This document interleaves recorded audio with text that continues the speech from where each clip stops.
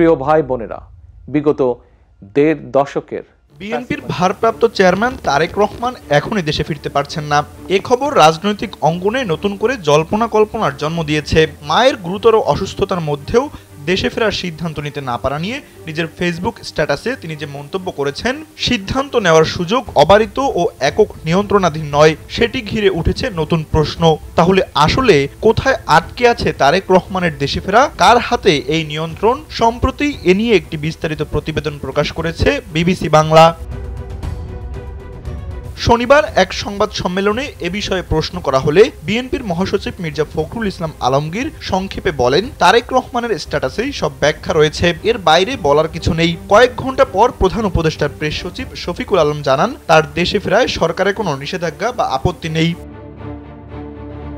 দলের কয়েকজন নেতা বলছেন, ত্রয়োদশ জাতীয় সংসদ নির্বাচনের তফসিল ঘোষণা হলেই দেশে ফিরবেন তারেক রহমান এবং নেতৃত্ব দেবেন নির্বাচনী প্রচারে। তবু প্রশ্ন একই থাকে, তারেক রহমানের দেশে ফেরা আটকে আছে কোথায়?